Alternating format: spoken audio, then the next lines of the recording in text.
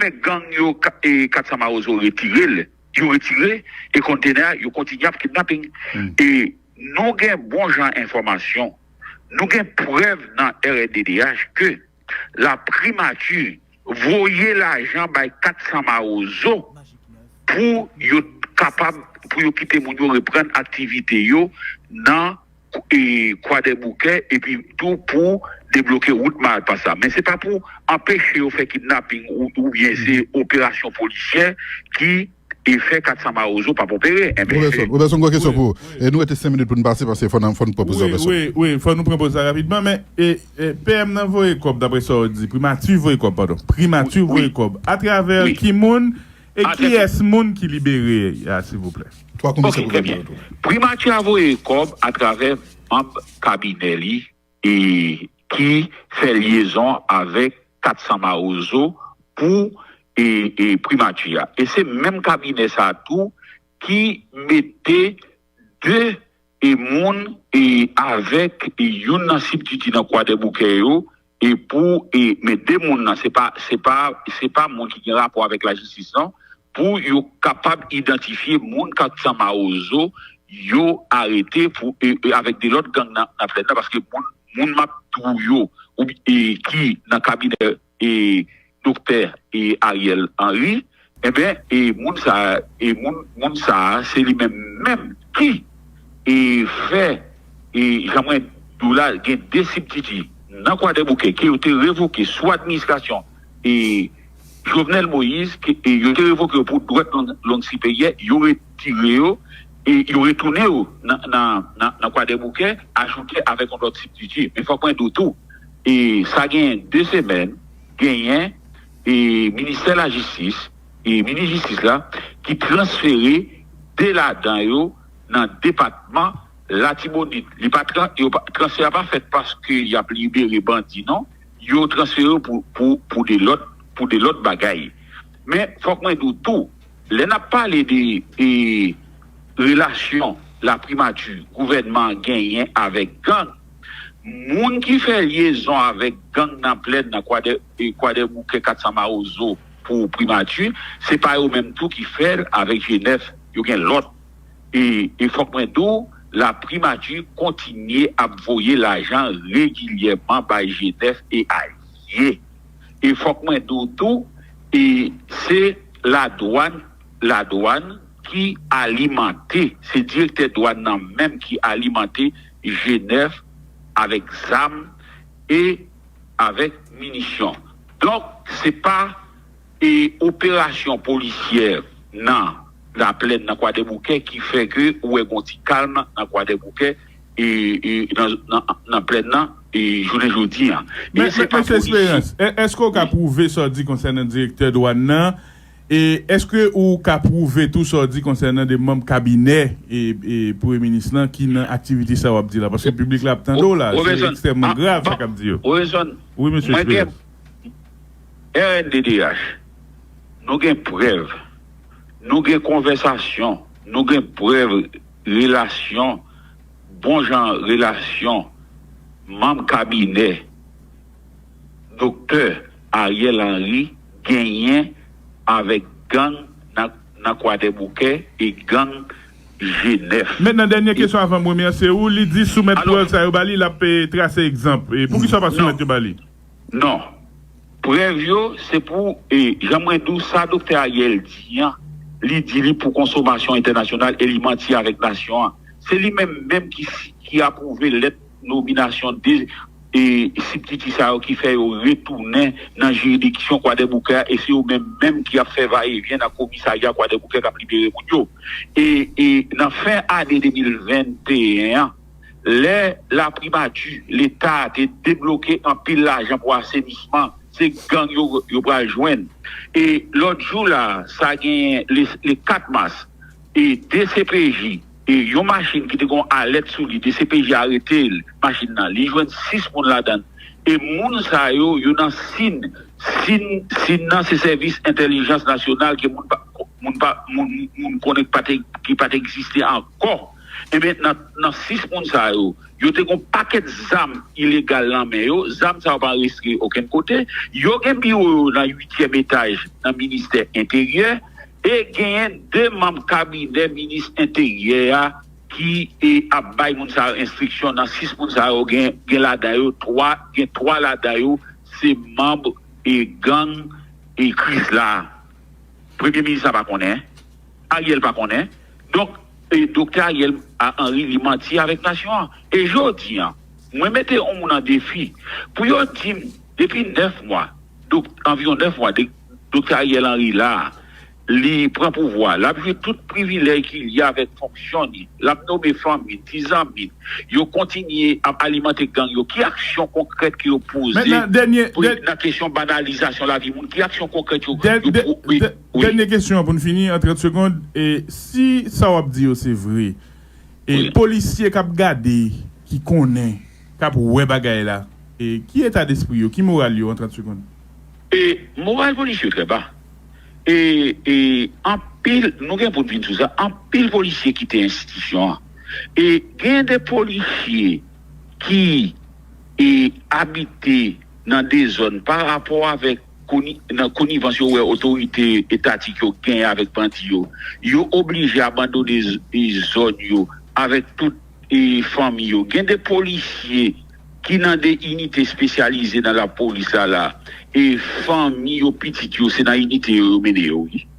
Ouais, donc moral policier très bas parce que pour améliorer et situation sécurité dans le pays ou besoin autorité qui camper bon côté la force publique, qui camper bon côté la police là, qui renforcer la police là, qui encourager institution pour permettre de faire travail. Mais les policiers ouais a pas arrêté et puis qu'il y a même ces autorités qui là qui intervenir pour libérer eux, eh bien ça vient démotiver, ça démobilise et c'est ça qu'on voit que les policiers qui ont mourir. Merci beaucoup monsieur Spence, bonne journée.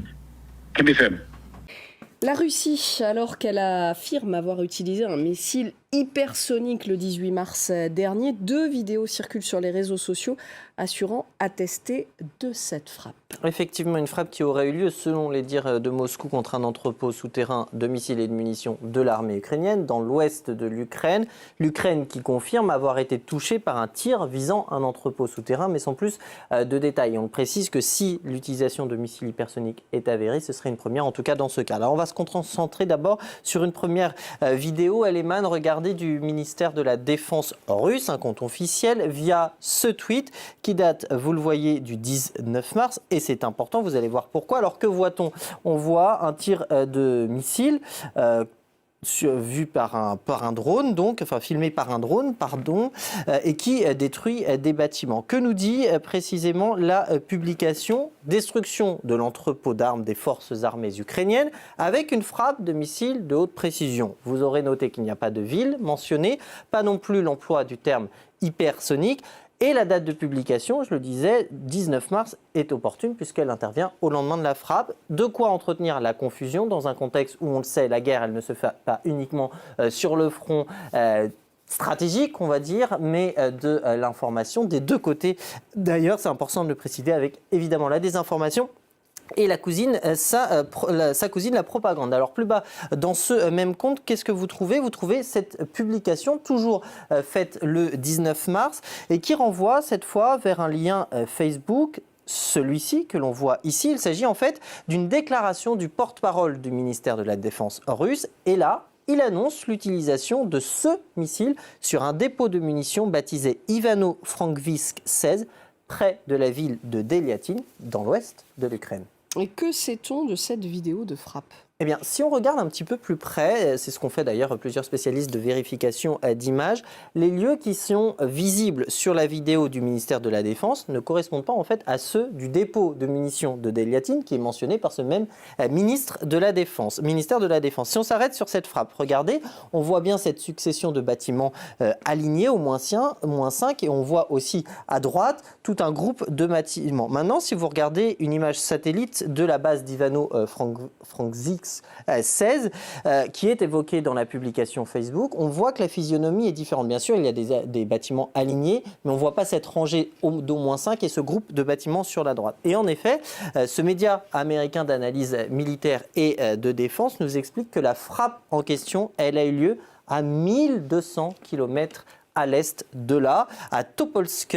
Et ce, image satellite à l'appui. Regardez, il a comparé les images de Topolsk donc, à celles de la vidéo publiée par le ministère de la Défense. Et on voit les mêmes bâtiments endommagés. Alors à gauche, vous avez celle de la vidéo. On peut noter aussi plusieurs petits détails. Vous avez bien cette petite allée que l'on retrouve par exemple ici, en tout cas ce chemin. Vous avez ici ce qui semble être un bâtiment que vous retrouvez ici. Il y a aussi cet autre bâtiment qui a la même forme et le même placement que celui-ci sur la droite. Vous voyez qu'il y a plusieurs éléments, effectivement, et pour cause. Pourquoi il y a un rapprochement entre les deux? Parce qu'il s'agirait en fait d'une exploitation agricole qui a été frappée le 12 mars dernier. Et lorsque vous utilisez l'Open Source Intelligence qui va à la fois analyser les données satellitaires, sanitaires c'est pour autre chose, et les zones aussi où les impacts de missiles ont pu être observés, eh bien vous obtenez cette photo satellite,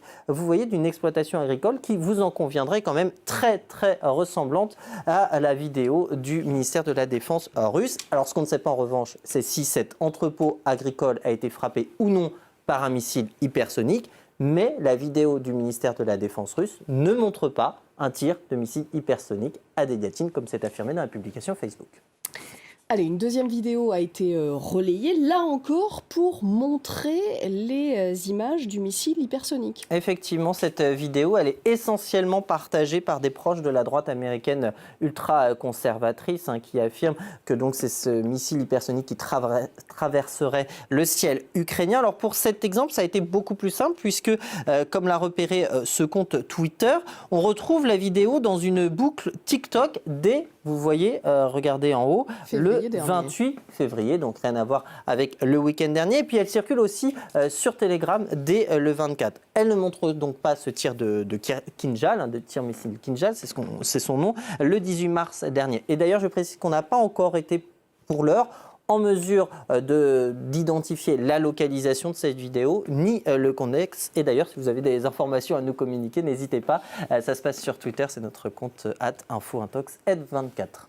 Merci beaucoup Anthony Saint-Léger. Vous pouvez donc participer à l'élaboration de l'actualité, d'une actualité. Demain matin, 7h, et c'est ce que dit le maire de la ville. Les autorités pensent qu'il y a une menace de frappe plus intense sur la capitale. On l'a vu avant-hier, notamment avec le bombardement de ce grand centre commercial qui a fait au moins 8 morts. Plusieurs immeubles alentours ont été détruits. Ce matin, nous avons entendu à plusieurs reprises les sirènes d'alerte sonner résonner dans la ville de Kiev. Et c'est vrai que c'est la crainte ici que ce type de frappe dans la ville s'intensifie, parce que ce qu'il faut comprendre, c'est que les fronts autour de la capitale sont bloqués. Hier, nous étions à l'entrée d'Irpin, donc qui est le front au nord-ouest de Kiev.